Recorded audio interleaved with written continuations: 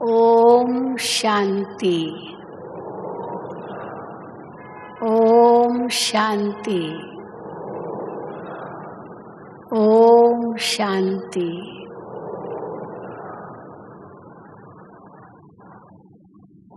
इतने सारे कुमारों को देखकर मन अति हर्षाया है।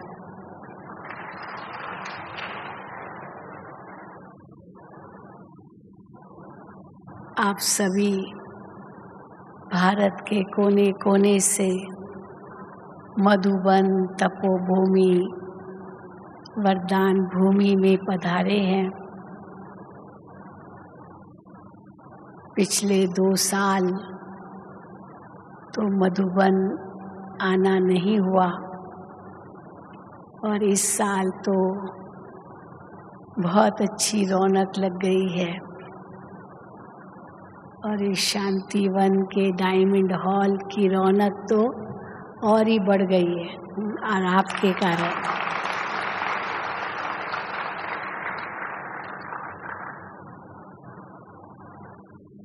हम जानते हैं कि आपके ऊपर कितनी बड़ी जिम्मेदारियां होंगी। जॉब भी करना, चाहे बिजनेस करना, साथ साथ परिवार को भी संभालना और फिर बाबा के ज्ञान में भी समय निकाल सेवाएं करना, सेवा केंद्र पर राइट हैंड बन करके सेवाओं को आगे बढ़ाना, तो डबल जिम्मेदारी आपके ऊपर है, हम मानते हैं। लेकिन जो विषय हमें दिया गया है आपके लिए बड़ा ही उपयुक्त है कि ये जिम्मेदारियां संभालते हुए भी हम जीवन मुक्त स्थिति कैसे बनाएं। जब जीवन मुक्ति शब्द आता है तो राजा जनक की कहानी याद आती है।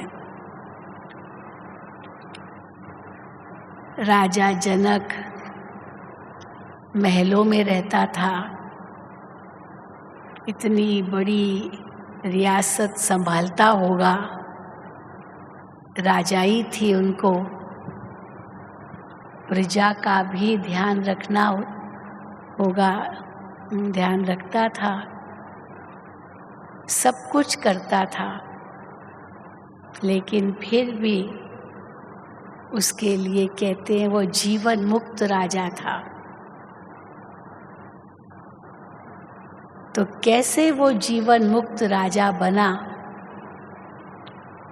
तो उसकी कहानियां तो बहुत है, लेकिन राजा जनक के साथ अष्टावक्र की कहानी जुड़ती है कि अष्टावक्र उनके गुरु थे। बड़ा कुरूप था वो अष्टावक्र, उसके शरीर में 8 कुब थे, बेढंगा था, लेकिन फिर भी ऐसे को गुरु बनाया क्योंकि उसने उनकी आंखें खोल दी। उनका एक ही प्रश्न था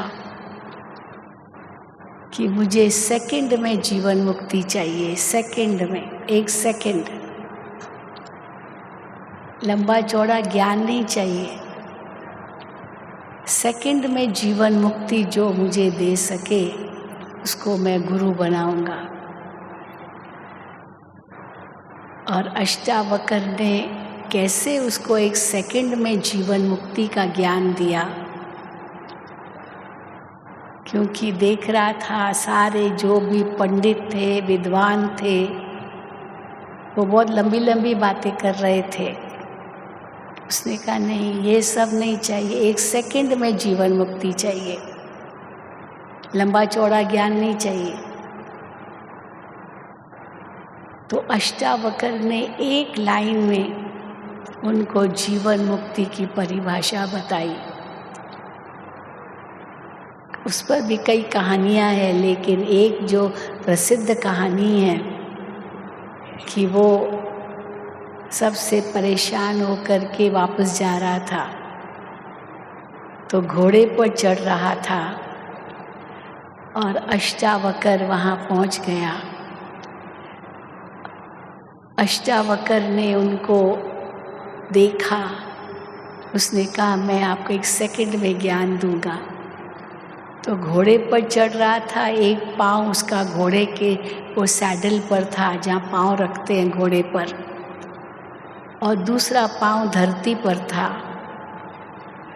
अब एक पाँव तो रख चुका था, अभी वो जंप मार के दूसरे पैर को भी घोड़े पर उस तरफ रखना था, लेकिन एक पाँव ऊपर एक पाँव नीचे था। तो अष्टावक्र ने उसको रोका और कहा, राजन आप कहाँ हो? आप इस वक्त कहाँ हो? तो कहा घोड़े पर, लेकिन एक पैर तो धरती पर था। तब अष्टावक्र ने एक वाक्य में कहा, आप घोड़े पर हो और फिर भी घोड़े पर नहीं हो, क्योंकि एक पैर तो धरती पर था। राजाई है, जीवन है, लेकिन फिर भी मुक्ति की अवस्था है और नहीं है। संसार में है और संसार में नहीं है। ये है 1 सेकंड में जीवन मुक्ति। हाँ, है क्या समझना मुश्किल? 1 सेकंड में जीवन मुक्ति माना हम दुनिया में हैं और दुनिया में नहीं है। ये है जीवन मुक्ति। जीवन में है और मुक्ति है, मुक्ति में है। जीवन का मतलब क्या है? जन्म मरण, कर्म फल, पाप पुण्य, सुख दुख, हानि लाभ, जय पराजय, निंदा स्तुति, मान अपमान, ऊंच नीच, गरीबी अमीरी, ये जीवन के 2 पहलू हैं और ये बदलते रहते हैं। आज जवान है, कल आयु तो बढ़ेगी। आज निरोगी है, कल रोगी होंगे। आज बहुत धन है, कल दिवाला मार देंगे। आज परिवार के बीच में है, कल अकेले भी होंगे। इस संसार में सब कुछ सापेक्ष है। एवरीथिंग इज रिलेटिव, सापेक्ष है। जो आज है कल नहीं रहेगा, और जो आज नहीं है वो कल मिल जाएगा। क्या बड़ी बात है। समय से पहले, भाग्य से ज़्यादा, कहते कुछ नहीं मिलता। तो शायद समय नहीं है इसलिए नहीं है, शायद इस समय ड्रामा में नहीं है पार्ट, इसीलिए अब कोई अफसोस नहीं, कोई दुख नहीं, क्योंकि समय परिवर्तनशील है। आज कोई कुर्सी पर है, कल कुर्सी से उसको उतार देंगे। आज वो ऐश कर रहा है, मोटर गाड़ियों में घूम रहा है, हवाई जहाज़ों में घूम रहा है, और कल देखो उसको जेल में डाल दिया। हाँ, है ना, दुनिया में हो रहा है कि नहीं हो रहा है? सब हो रहा है। इसीलिए ये जो सारा संसार है ये परिवर्तनशील है। अभी दिन है, फिर कुछ घंटों के बाद रात शुरू हो जाएगी। ये जीवन है। लेकिन जीवन मुक्त किसको कहेंगे? जीवन बंधन किसको कहेंगे? जीवन मुक्त माना ये सब कुछ होते हुए भी उसमें फंसे हुए नहीं है। हर चीज़ जो आए स्वीकार किया और उसमें खुश रहे। क्योंकि पता है कि ये भी रहेगा नहीं, ये भी बीत जाएगा। एक मिसाल देते, एक कहानी बताते हैं कि एक राजा था, उसके राज्य पर अन्य राजा ने चढ़ाई की और चढ़ाई करके जैसे एक युद्ध छेड़ दिया। अब ये राजा के तो सिपाही इतने तैयार नहीं थे, लेकिन उस राजा को इस राजा पर आक्रमण करना था, महल पर सीधा आक्रमण, उसके जो राजधानी थी। तो उनके सिपाहियों ने कहा कि अब यही तरीका है कि राजा को वहाँ से कहीं छिपाया जाए। तो राजा को ले गए और कोई गुफा में उनको छिपा दिया।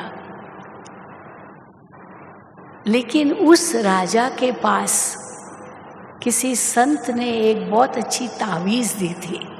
तावीज़ एक डिब्बी थी, तावीज़ यहाँ रखते हैं, कई बार गले में वो बांधते हैं। और कहा था कि जब कोई ऐसी समस्या आ जाए, बहुत विकराल समस्या आ जाए, बहुत कष्टदायक सब बात आ जाए, उस समय ये डिब्बी खोलना, केवल उस समय ये डिब्बी खोलना। इसमें बहुत अमूल्य खजाना है। अब उसको ये गुफा में छिपा दिया। अब अंदर में तो बहुत डर था कि वो अटैक करेगा, उसके सिपाही कहाँ गुफा में भी ना आए हमको ढूंढने। तो उसी वक्त उसको वो तावीज़ याद आया और उसी वक्त उसने वो खोला। और जब खोला तो उसमें अंदर एक छोटी सी चिट्ठी थी, कागज़, और उस कागज़ पर लिखा हुआ था, ये भी बीत जाएगा, ये भी बीत जाएगा। 3 बार लिखा था, ये भी बीत जाएगा, बस और कुछ नहीं। अब वो पढ़ता गया, 3 बार पढ़ा, ये भी बीत जाएगा, ये भी बीत जाएगा। तो जैसे पढ़ता गया उसका मन शांत हो गया, बीत जाएगा, ये भी बीत जाएगा। और एकदम मन शांत मन से वहाँ पर जैसे खड़ा हो गया। सिपाही आए दुश्मन के, चारों ओर देखा, लेकिन ये एक सा निश्चिंत बैठा था, ये भी बीत जाएगा। और वो घूम फिर करके चले गए। अब गुफा में कौन अंदर जाएगा। और फिर वो चले गए, क्योंकि फिर उसके बाद उनके सिपाहियों ने लड़ाई की और उनको भगा दिया, राजा की सोल्जर्स को, सिपाहियों को। अब जब वो वापस वो चला गया, वो दुश्मन राजा, अब ये सिपाही इसके आए और कहा कि राजन अब चलो वापस। वो दुश्मन चला गया, उनको भगा दिया। अब ये तो शांत मुद्रा में अंदर बैठा ही था। और फिर वापस उसको महल में ले आए। और जैसे महल में आया, खूब शादमाने हुए, शहनाइयाँ बजी, खूब ढोल बजे, लोगों ने नाचा गाया, इतनी खुशियाँ मनाई कि हमारे राजा वापस आ गए। अब उस समय उसको इतनी खुशी, लेकिन कहा ये तावीज़ फिर से खोलता हूँ। तो तावीज़ को फिर से खोला, ये भी बीत जाएगा ये भी बीत जाएगा। माना इतनी जो खुशियाँ हैं, ये भी कोई सदा नहीं रहेगी, ये भी बीत जाएगा। तो वो एकदम स्थिर हो गया। अब वो खुशियाँ जो औरों को थी, वो शांति था। और उस शांति से वो अंदर महल में आया। लोग कितनी भी खुशियाँ मना रहे थे, पर वो शांत था। तो ये भी बीत जाएगा। ये कितना बड़ा सबक है। वास्तव में यही जीवन मुक्त स्थिति है। क्या है जीवन मुक्त स्थिति? ये भी बीत जाएगा। क्या है जीवन मुक्त स्थिति? है और नहीं है। और सबसे सुंदर उदाहरण जीवन मुक्त स्थिति का कौन सा देते हैं? कमल के फूल का। कमल का फूल कीचड़ में रहता है, उसका सारा परिवार कीचड़ में है। कमल डंडी, कमल पत्ते, कमल जड़ें, सब कीचड़ में है, लेकिन कमल का फूल ऊपर है, कीचड़ से ऊपर। ये है जीवन मुक्त स्थिति। जीवन में रहते हुए भी ये जो रिलेटिविटी है, जो सापेक्षता है, इससे न्यारा। और गीता में साफ शब्दों में आता है, ज्ञानी तो आत्मा के लक्षण क्या है? ज्ञानी तो आत्मा किसको कहेंगे? ज्ञानी तो आत्मा वो है जो मान अपमान, निंदा स्तुति, जय पराजय, सुख दुख, इन सब में समान रहता है, इन सब में समान रहता है। अगर समान नहीं रह सकता है, वो ज्ञानी तो आत्मा नहीं है। क्योंकि ज्ञान तो हमें यही सिखाता है ना कि समान रहो, न हमें फंसना है, न हमें छोड़ना है। छोड़ करके कहाँ जाएंगे? कायर कहलाएंगे। अर्जुन मैदान छोड़ के जाना चाहता था, मैं नहीं लड़ूंगा, हथियार छोड़ दिए। लेकिन भगवान ने अर्जुन को क्या कहा? अगर तुम छोड़ के मैदान चले जाओगे तो तुम कायर कहलाओगे, तुम कायर कहलाओगे। तुम्हारी आगे की पीढ़ियां क्या कहेगी कि अर्जुन कायर था। इसीलिए कायर मत बनो, लड़ो, लड़ो। भागना तो कायरता की निशानी है। बाबा सन्यासियों के लिए कहते हैं ना, स्त्री को नागिन समझ लिया और ये डसेगी मुझे, चलो। एक मैं छोटा सा मिसाल देती हूँ। मैं बॉम्बे में सेंटर पर रहती थी तब, तो एक सन्यासी कोर्स करने आता था। मैं उस सन्यासी को कोर्स कराती थी। तो कई बार बाबा मुरली में कहते हैं कि सन्यासी से अगर पूछो आपने सन्यास क्यों किया, आपका पूर्व जीवन कैसा था, वो बताते नहीं है। वो कहते हैं बहन जी मैं तो मर गया उस जीवन से, अभी तो मैं सन्यासी हूँ। तो बताते नहीं, अक्सर नहीं बताते हैं। लेकिन उसने बताया कि मैंने क्यों छोड़ा, क्यों मैं सन्यासी बना। तो उसने बताया कि किसी लड़की से उसका प्यार हो गया। अब बहुत सुंदर थी, बहुत अच्छी थी, लेकिन बड़ी डिमांडिंग थी। हाँ, ये चाहिए, वो चाहिए, वो चाहिए। और क्योंकि प्यार था तो उसकी सब इच्छाएं पूरी करता था। जैसे सारी तनख्वाह उसके पीछे लगा देता था। लोभी भी थी। धीरे धीरे चलो बच्चे शादी हुई, तो शादी हुई तो उसका लोभ तो और बढ़ गया। पहले तो चलो फिर भी कम होगा, अब शादी हुई तो अधिकारी बन गई, देना ही पड़ेगा। तो उसने नौकरी छोड़ी और धंधा करने लगा कि उससे और कमाई होगी। अब अच्छी कमाई होने लगी तो उसकी भी फिर इच्छाएं पूरी करने लगा। फिर बच्चे हुए, फिर बच्चों की भी बातें तो आती है, तो उनकी भी इच्छाएं पूरी। फिर तो उसकी इच्छाएं और बढ़ गई, मेरे माँ के लिए, बाप के लिए, मेरे भाई के लिए, मेरे फलाने के लिए, फलाने के लिए। अब कहता है मैं इतना परेशान हो गया, मैंने कहा छोड़ो ये गृहस्थी छोड़ो, न रहेगा बांस, न बजेगी बांसुरी, ये संसार छोड़ो। और जाकर मैं सन्यासी बन गया।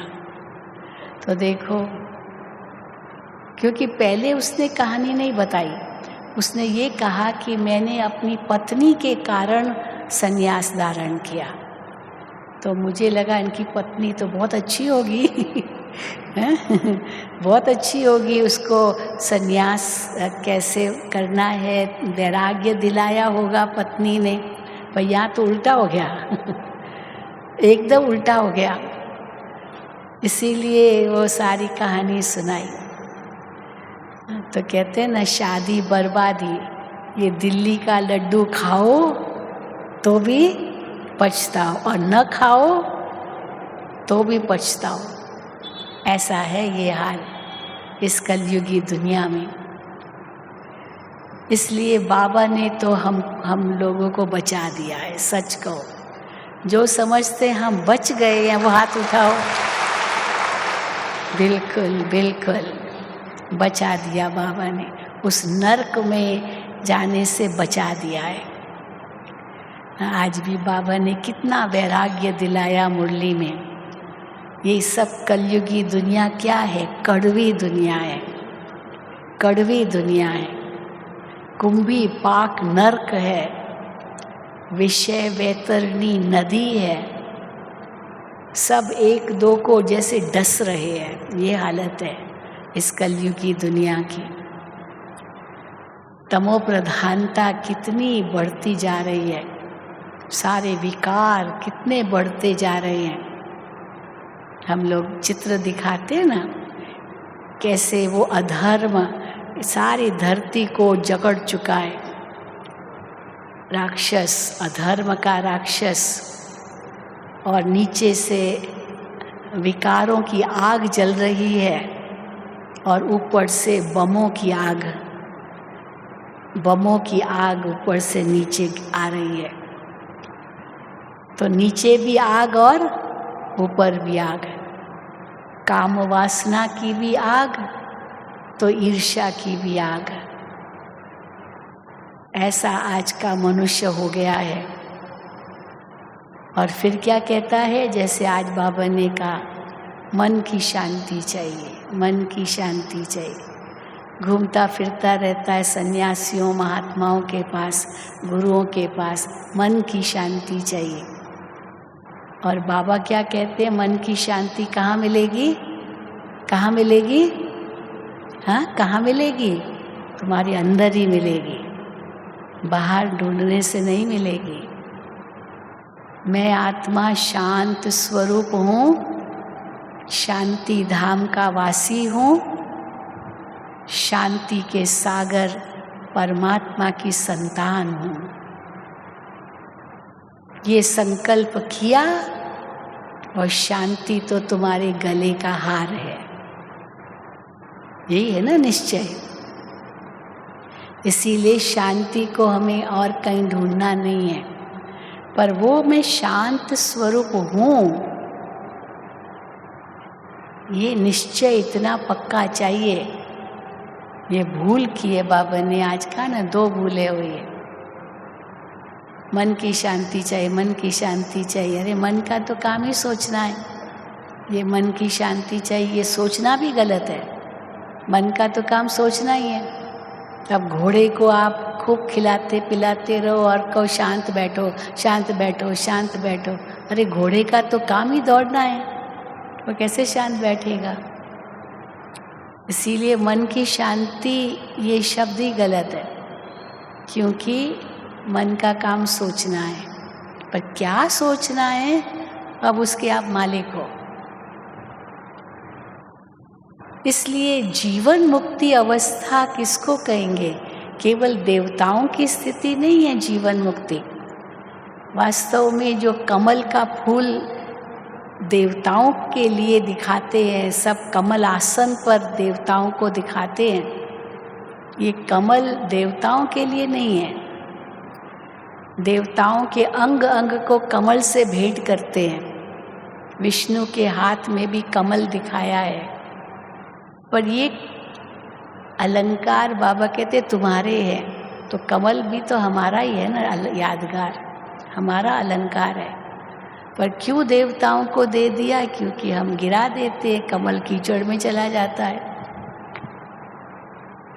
देवताओं के अंग अंग को कमल से भेंट करते हैं। नैन कमल, मुख कमल, हृदय कमल, मस्तक कमल, चरण कमल, है ना, एक एक अंग कमल से भेंट।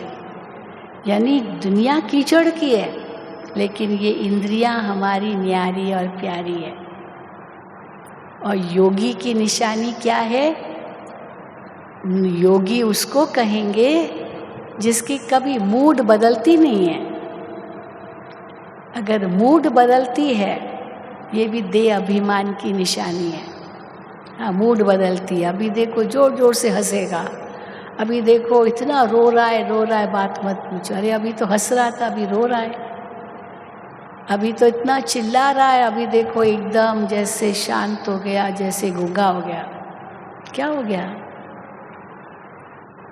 गिरगिट कैसे अपने रंग बदलता है, तो मनुष्य की आज वो स्थिति है। और परिणाम स्वरूप अपने को ही दुखी करता रहता है। और बाबा ने हमें क्या कहा है? बच्चे, न्यारे भी रहो, प्यारे भी रहो, छोड़ो भी कुछ नहीं, फंसो भी कहीं नहीं। छोड़ना भी नहीं है, फंसना भी नहीं है, पर नया भी नहीं जोड़ना है, क्योंकि नया जोड़ेंगे तो कब वो हिसाब किताब चुकतू करेंगे। नया भी नहीं जोड़ना है, कोई कर्म बंधन नया नहीं जोड़ना है, कोई ऐसा कर्म नहीं करना है जो बंधन बन जाए।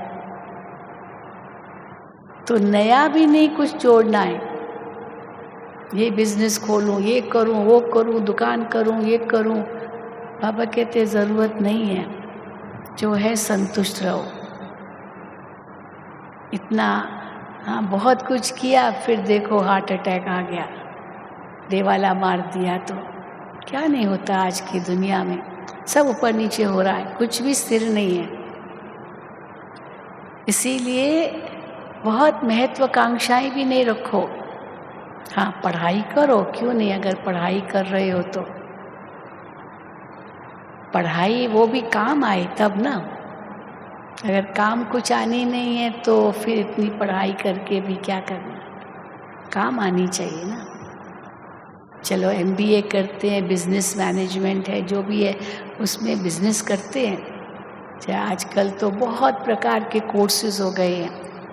तो लक्ष्य ओरिएंटेड है कि मुझे जीवन में ये जॉब लेना है, ये करना है, तो उस अनुसार पढ़ाई करो। ऐसे नहीं ये अभी ये पढ़ा, अभी BA किया, फिर BSc किया, फिर ये किया, फिर वो छोड़ा, उसमें भी कितना टाइम वेस्ट होता है। समय, श्वास, संकल्प शक्ति, संपत्ति सब वेस्ट होता है। तो इसीलिए हाँ, कोई लक्ष्य ओरिएंटेड हो, लक्ष्य ओरिएंटेड भी हो, और साथ साथ बाबा ने हमें सन्यासी नहीं बनाया है। बाबा कहते ये परिवार है, ये प्रवृत्ति मार्ग है, ये दुनिया। लक्ष्मी नारायण प्रवृत्ति मार्ग है, राम सीता प्रवृत्ति मार्ग है। तो कई कुमार कहते हैं कि फिर हमारे माता पिता कहते हैं तो लक्ष्मी नारायण जैसे बनो ना, राम सीता जैसे बनो ना, विवाह करो। लेकिन वो तो पवित्र प्रवृत्ति मार्ग है, यहाँ तो अपवित्र प्रवृत्ति मार्ग है। आज भी बाबा ने कहा कि लौकिक पिता ज़बरदस्ती मान लो शादी कराते भी हैं, फिर बच्चा हुआ तो वो इतने खुश होते हैं, वाह हाँ, क्योंकि बच्चे को नर्क में ढकेल दिया, और खुश होते हैं वो समझते मैंने बहुत अच्छा किया, लेकिन उसको नर्क में डाल दिया। पर समझते अब मेरी जिम्मेदारी पूरी हुई। पर ये कर्मों का बंधन बनता जा रहा है। इसीलिए छोड़ना तो कुछ भी नहीं है, जो है उसको छोड़ना नहीं है, नया जोड़ना भी नहीं है, और फंसना तो बिल्कुल नहीं है। फंसना माना उसमें ऐसे लिप्त हो जाना कि वही सब कुछ है, वो भी सब कुछ नहीं है। जो दिखाई देता है वो सब कुछ नहीं है। इसलिए न छोड़ना है, न नया जोड़ना है, न फंसना है, पर एक चौथा काम करना है, वो है निभाना है, निभाना भी है। आज बाबा ने मुरली में खास कुमारों को तो भले वो शब्द नहीं कहा, लेकिन याद ज़रूर किया। किस रूप में? बाबा कहते पवित्र हाथ का खाना खाओ। अब आपको तो कितना ट्रैवलिंग करना पड़ता है, कहाँ कहाँ जाना पड़ता है, पवित्र हाथ का कहाँ खाना मिलेगा। तो मुझे याद है बड़ी दादी जी ने कुमार आए थे, कुमारों की बट्टी थी कुछ साल पहले, जब बड़ी दादी जी क्लास भी कराते थे कुमारों का।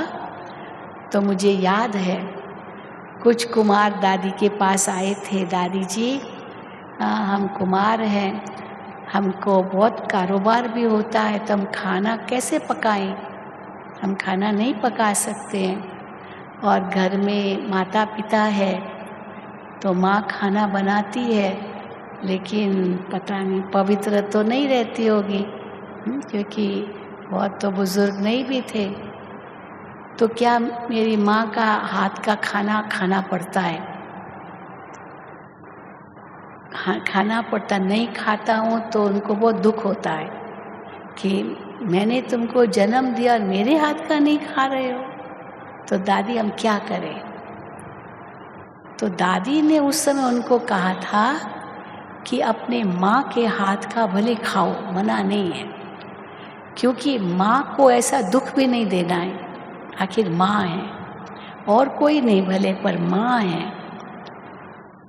कई तो इतने कट्टर होते हैं, अगर किसने क्रोध भी किया ना तो भी कहेंगे इसके हाथ का नहीं खाऊंगा, है कट्टर, पानी भी नहीं पीते हैं, बहुत हमने देखे वो भी भाई।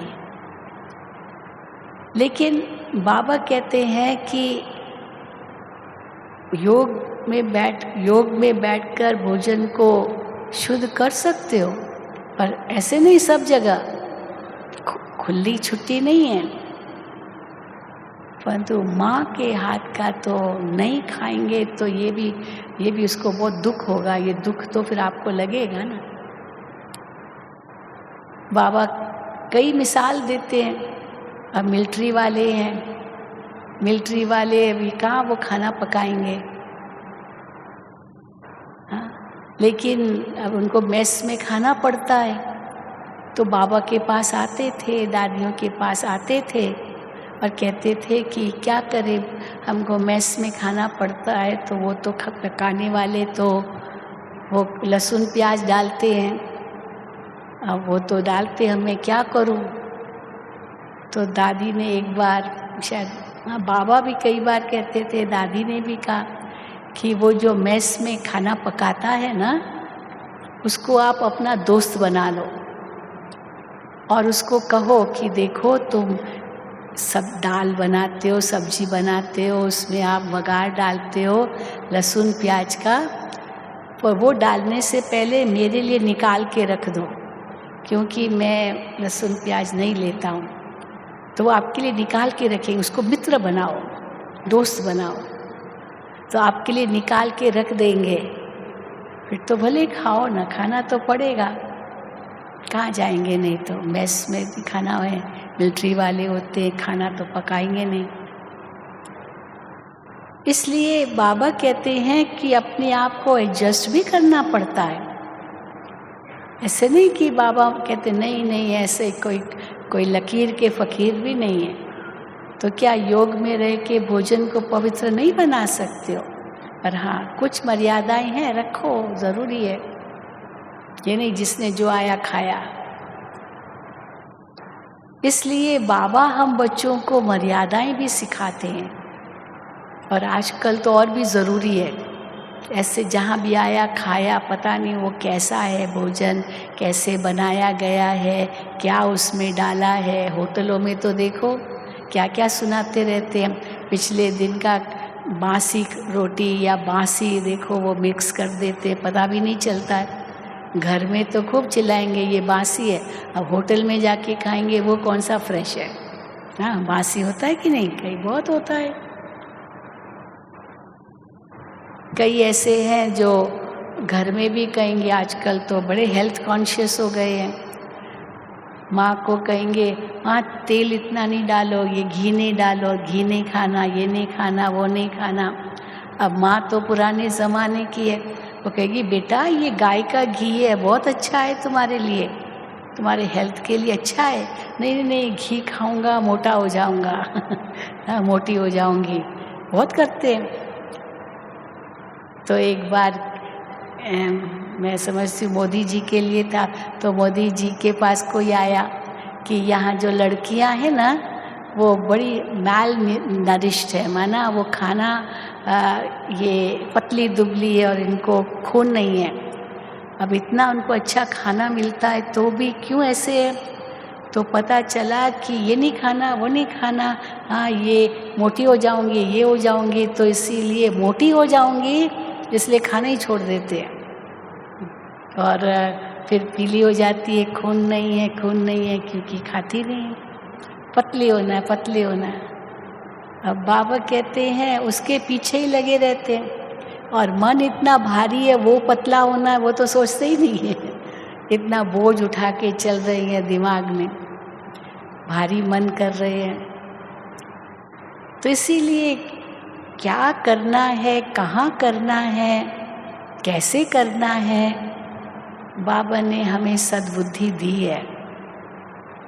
किस समय क्या करने की आवश्यकता है वो करो, बाबा की टचिंग मिलेगी। आज भी बाबा का वरदान था, टचिंग मिलेगी। ज़्यादा चिंता नहीं करो, टचिंग मिलेगी।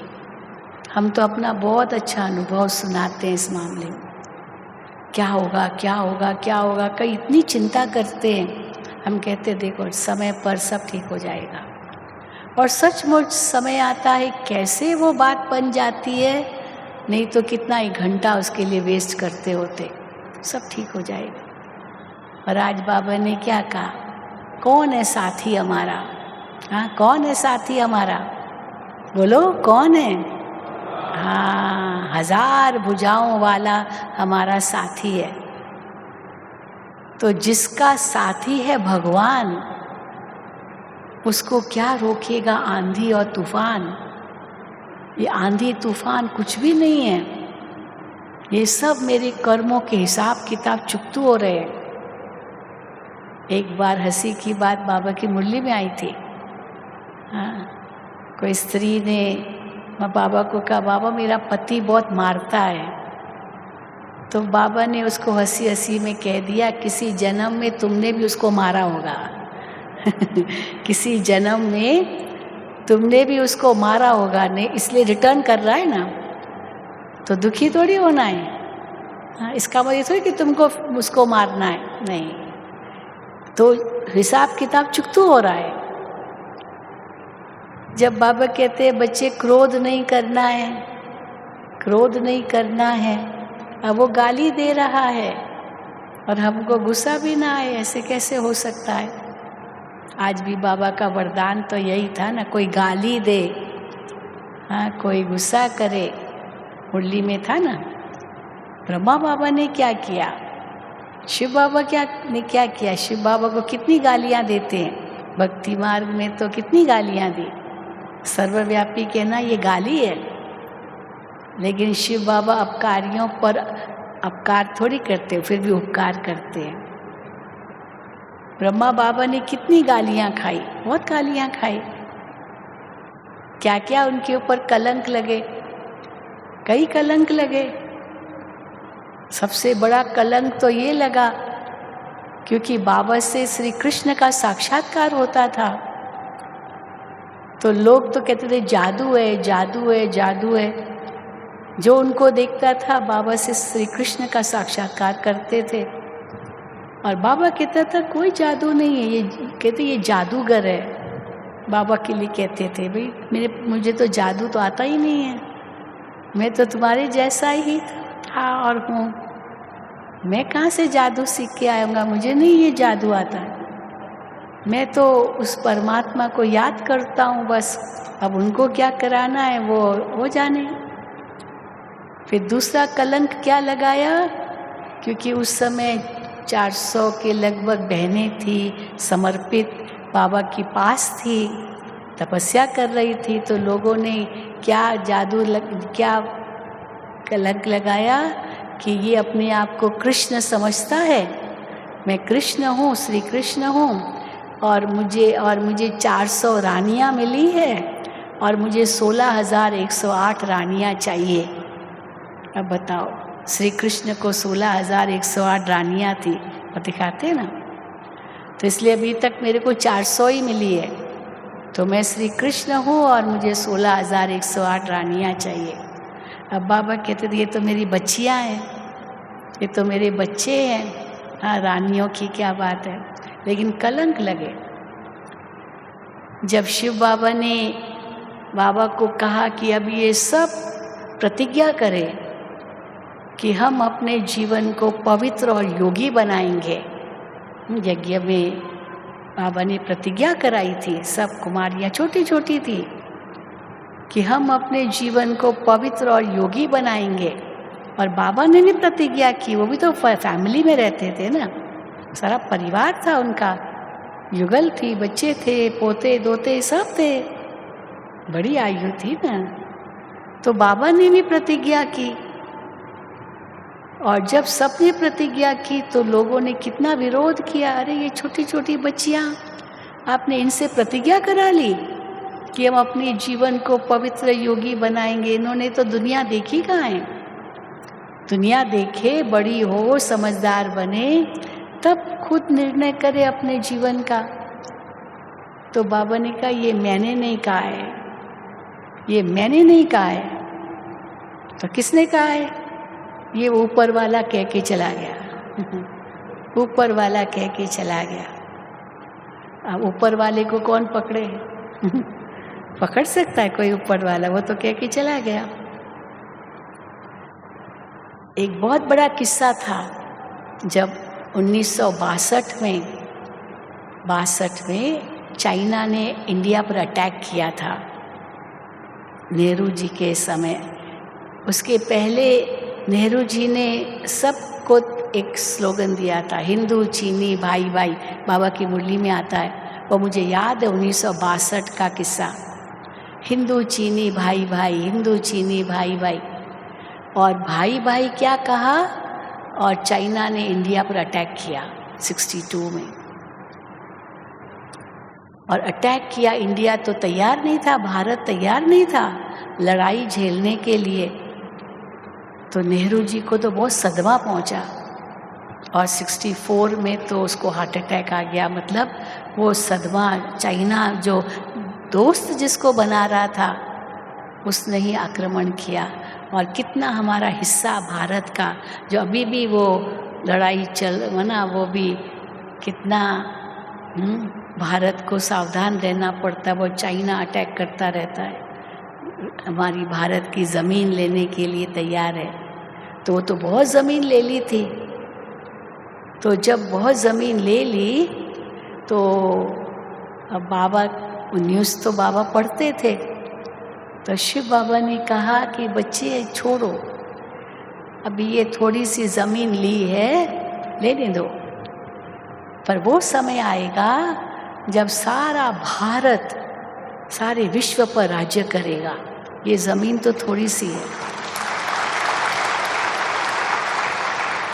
सारे विश्व पर राज्य करेगा, ये सब वापस मिल जाएगा। भारत सिरताज बनेगा, सोने की चिड़िया बनेगा। शिव बाबा ने बहुत कुछ कहा मुरली में। अब ये जो बाबा की मुरली में आया कि बच्चे छोड़ दो, ये क्यों पीछे पड़े हैं, एक दिन आपको सब वापस आ जाएगा। पर वो सब वापस आ जाएगा ये शब्द नहीं पढ़ा, पर किसने पढ़ लिया, ये कहता है कि उनको छोड़ दो, लेने दो, ज़मीन लेने दो। तो कहीं ये चाइना का, ये लोग चाइना के CID तो नहीं है? इतने तक न्यूज़ फैली, ये चाइना की कोई CID है। हाँ, ये उनका पक्ष ले रहे हैं, चाइना का पक्ष ले रहे हैं। पर बाबा ने तो कितने बड़े माना बेहद भाव से कहा कि एक दिन भारत सारे विश्व का गुरु होगा, सारे विश्व को जीतेगा। तो ये जब बात गवर्नमेंट में पहुंच गई और कैसे उसके बाद कुछ लोग जो गवर्नमेंट के थे वो आए और बाबा से मिलने आए, माउंट आबू आए, क्योंकि यही बात थी, ये किसने कहा है? तो कहा वो तो बाबा माउंट आबू में रहते हैं। और बाबा के पास आए। और बाबा तो क्या पर्सनालिटी थी उनकी। वो बाबा के पास जैसे गए, वो उन्होंने सोचा हम बाबा से जोश से बात करेंगे, पर बाबा के आगे जा कर के बैठ गए सीधा शांत होके। और बाबा को कहते, बाबा ये आपका जो आपके ये महावाक्य हैं और ऐसे ऐसे आपने कहा है, तो ये तो भारत के लिए ठीक नहीं कहा है। तो बाबा ने बहुत हल्के से कहा, बच्चे ये तो ना ऊपर वाला आके कह के चला गया। ये ऊपर वाला वो आया था और ये कह के चला गया। अब वो फिर जब आएगा ना तो हम उनको कहेंगे कि ऐसे मत कहे। बस बात खत्म हो गई वही बात पूरी हो गई। तो देखो ऐसी ऐसी बातें भी बाबा के सामने कितनी आई। कलंक ऐसे लगे इस संस्था पर, क्या नहीं कलंक लगे। ये भाई बहन बनाते हैं, एक तरफ कहते हैं भाई बहन बनाते हैं, माना इतनी पवित्र दृष्टि सिखाते हैं। ये कितनी ऊंची बात है। आजकल भाई बहन की भी दृष्टि पवित्र नहीं है, भले सगे भाई बहन है तो भी पवित्र दृष्टि नहीं रहती है। और ये भाई बहन बनाते हैं। और फिर दूसरा कलंक क्या लगाते हैं कि वहाँ तो जवान जवान लड़के हैं, जवान जवान लड़कियाँ हैं, पता नहीं आपस में क्या संबंध होगा। अब बताओ, कहाँ भाई बहन बनाते हैं, कितना पवित्र संबंध, और कहाँ वो उल्टी सोच उनके मन में आती है। तो ये कलंक है ना, ये सब कलंक है। बाबा कितनी ऊंची बातें करते हैं। कल भी बाबा ने कहा, बच्चे कभी नाम रूप में नहीं फंसना, ये देह अभिमान है। नाम रूप में फंसना, किसी देह पर आकर्षित होना। हम तो सन्यासी है, बेहद के सन्यासी है ना। हाँ, सन्यासी जो बनते हैं ना, पता है आपको, उनकी अलग अलग किताबें आती है।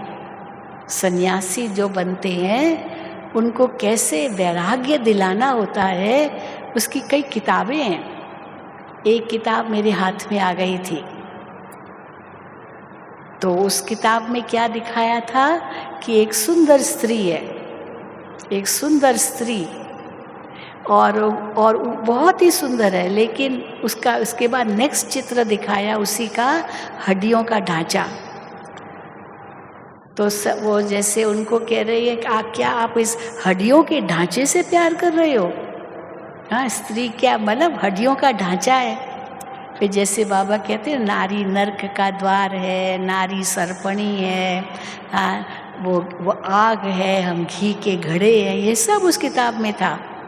बाबा ऐसे ही नहीं कहते। तो वैराग दिलाते हैं, और वैराग दिलाने के बाद वो घर बार छोड़ देते हैं। और बाबा कहते हैं, इस पुरुषों को तो सहज है घर बार छोड़ना, लेकिन बेचारी स्त्रियां कहाँ जाए? वो तो छोड़ नहीं सकती है, वो तो जैसे कैद है, उनको तो संन्यास करने का कोई अधिकार नहीं है। पुरुषों को तो फिर भी है। बाबा ने उस दिन भी कहा, मुरली में था, कि गवर्नमेंट सोचती है अभी कोई लाइसेंस निकालेंगे, ऐसे नहीं घर से रूठा और सन्यासी बन गया। लाइसेंस चाहिए, सन्यासी बनने के लिए भी लाइसेंस चाहिए, होना चाहिए। पर है ना, छोड़ दिया गए। कम से कम 1 करोड़ भारत में सन्यासी होंगे जो गेरुआ वस्त्र पहन करके अलग अलग मठों में रहते हैं। और कई तो परिवार के थे, बस घर छोड़ के चले गए। मैं कहीं गई थी बॉम्बे में, एक भाई ज्ञान में थे, तो उन्होंने बहुत अच्छा, अनन्य बाबा का बच्चा, तो उसने अपने घर में निमंत्रण दिया था। उसका भाई ने, वो भाई घर छोड़ के चला गया था, तो पत्नी उसकी वाइफ जो थी वो भी थोड़ा अभी घर छोड़ के चला गया, अभी कहाँ गया पता ही नहीं। तो उसकी वाइफ को फिर कैसे ज्ञान में लाए, वरना भाभी को। तो हमको कहा था कि आप उनसे मिलो। तो जब मैं मिलने के लिए गई तो हमने पूछा उनकी वाइफ से, जो भाग गया, जो चला गया था, कि वो कहाँ गया। उसने कहा, बस बहन जी पता नहीं, वो कोई आश्रम में जाके रहता है और कभी कभी आता है, मुखड़ा दिखाता है, फिर चला जाता है, बताता भी नहीं है मैं कहाँ रहता हूँ। तो किसी ने पीछा किया, ये कहाँ रहता है जाकर, तो कहा कि वो हरिद्वार ऋषिकेश में कहाँ कोई मठ में जाके रहता है और आता है तो बिल्कुल एक दिन रहा, थोड़ा बहुत रहा और फिर चला गया, सन्यासी बन गया। अभी कौन रोके उसको, सुनता भी नहीं है, चलो जो भी है। लेकिन फिर वो ज्ञान में आ गए तो उसको कितनी शांति मिली कि चलो अभी क्या कर सकते हैं। लेकिन फिर जो भाई ज्ञान में था वही फिर अपने भाभी और उनके बच्चों को वही पाल रहा था, वो भाई तो पता नहीं कहाँ चला गया। तो कहने का भाव है कि वो सन्यासी बन जाते हैं, वैराग दिलाते हैं, और बाबा हमको कहते हैं छोड़ना कुछ भी नहीं है, जिम्मेदारी पूरी निभानी है। ये बेहद का सन्यास है, वो हद का सन्यास है। वो तन को कितना कष्ट देते हैं। देखा है आपने, भक्त जब जाते तीर्थों पर तो शरीर पैदल चलते हैं। पैदल तो क्या, कईयों को हमने देखा जिसको बाबा कहते हैं ना कलाबाजी खेलते हुए, वो गुलाटी कलाबाजी खेलते हुए सिर और पैर को मिलाते हुए जाते हैं यात्रा पर, हमने देखा है कितना कष्ट देते हैं। और तीर्थों पर तो क्या नहीं, कांटों की शैया पर लेटे हैं, कितना खून भी बह रहा होगा। कष्ट देना अपने आप को, भक्ति में तो बहुत कुछ है।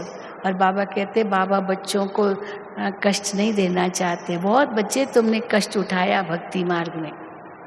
हाँ, किसने बहुत भक्त कष्ट उठाया भक्ति में? हाथ उठाओ, किसने उठाया है? अच्छा, हाथ उठ रहे हैं, ओके। कष्ट उठाया है। अमरनाथ की यात्रा की है किसी ने? अच्छा, अमरनाथ की भी यात्रा की है, वेरी गुड।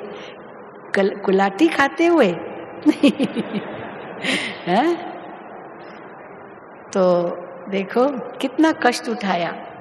अब बाबा कहते हैं शरीर को कष्ट मत दो, लेकिन इस तन से सेवा करो। वहाँ तो कष्ट दे करके अपने आप को दुखी कर देते हैं, पर ये तन तंदुरुस्त रहेगा तो सेवा करेगा ना। अगर तन बीमार है तो सेवा क्या करेंगे?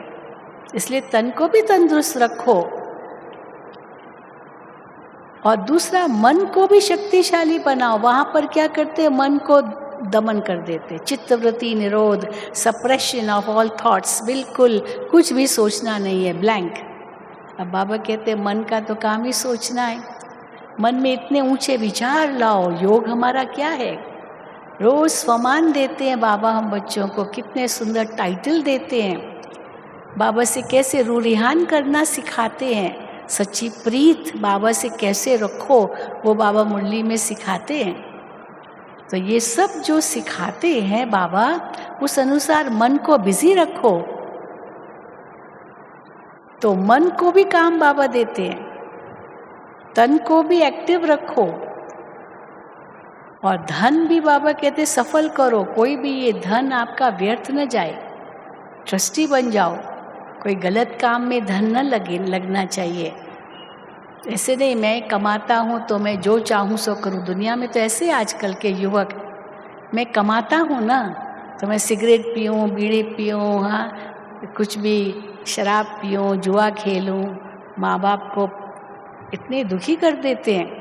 मैं कमाता हूँ ना, मैं जो चाहूँ सो करूँ। अरे बेटा ये मत करो, हाँ ये धन वैल्यूबल है, लेकिन नहीं मैं कमाता हूँ। और बाबा क्या कहते हैं, ट्रस्टी होके रहो। कोई भी ऐसा कर्म धन से मत करो जो श्रीमत के विरुद्ध हो, ये बहुत ज़रूरी है। हर कर्म श्रीमत अनुसार करो। ट्रस्टी होकर रहना माना ये भी बाबा का है। बाबा का समझो, ये तन मन धन बाबा का है, बाबा की सेवा में लगाना है। फिर लौकिक भी संभालो, पर कैसे रहो ये है हाँ जिम्मेदारी निभाते हुए क्या करना, कैसी स्थिति बनाना। कैसी स्थिति? जीवन मुक्त स्थिति बन सकती है ना, या नहीं बन सकती है? जो समझते हैं बन सकती है हाथ उठाओ। अच्छा, वेरी गुड, अपने लिए ताली बजाओ। बिल्कुल बन सकती है। विघ्न तो आएंगे, बाबा कहते हैं बच्चे विघ्न आएंगे, लेकिन कौन है मेरा साथी? मैं विजयी रत्न हूँ, मैं विजयी रत्न हूं, ये नशा चढ़े। अर्जुन को भी यही कहा ना, तुम विजयी हो, इस युद्ध में तुम विजयी बनोगे, और विजयी बनोगे तो स्वर्ग का मालिक बनोगे। अगर तुम हार भी गए तो भी तुम स्वर्ग में आओगे। अब वो तो स्थूल युद्ध दिखा दिए, लेकिन है तो ये माया से युद्ध ना। तो माया से हारे हार है, माया पर जीते जीत। माया जीते जगत जीत, ये नहीं मन जीते जगत जीत। मन को मारना नहीं है, लेकिन दृष्टि जाए ही नहीं। क्यों जाए?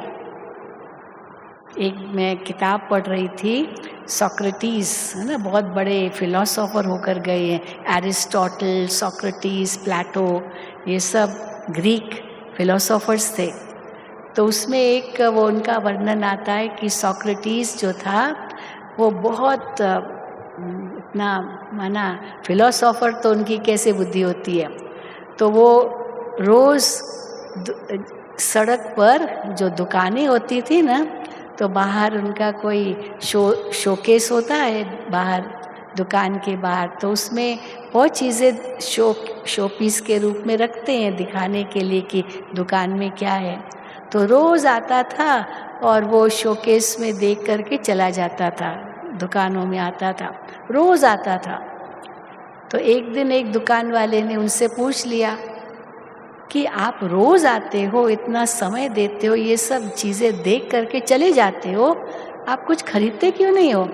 समय भी देते हो, क्या आपके पास पैसा नहीं है क्या?